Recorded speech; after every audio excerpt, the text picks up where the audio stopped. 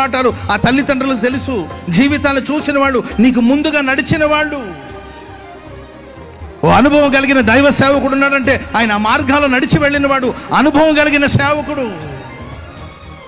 ఆ దైవ సేవకుల చేతి క్రింద దీన మనస్సు కలిగి జీవిస్తే భవిష్యత్తు బ్రైట్గా ఉంటుంది. అలా కాకుండా నాకు అంతా వచ్చు, టెక్నాలజీ మొత్తం నా చిటికిన వేళ్ళతో నేను పట్టుకుంటాను, ప్రపంచమంతా నా అరచేతిలో ఉన్నాయని ఆవేశపడితే ప్రియులారా ఎప్పటికైనా అది ప్రమాదానికి దారి తీస్తుంది. ఈ నాణ్యం తొలగిపోవడానికి, తప్పిపోవడానికి కారణం ఏంటంటే ఆమె చేతిలో అది నిలబడలేకపోయింది. స్వేచ్ఛను కోరుకునింది, స్వతంత్రాన్ని కోరుకునింది, ఆ నాణ్యం పోగొట్టుకునింది. ఇప్పుడు ఈమె బాధ ఏంటంటే ఆ నాణ్యం లేకపోతే ఈమెకి జీవితం లేదు, ఈమెకి లైఫ్ లేదు, ఈమెకి అవివాహ బంధం లేదు,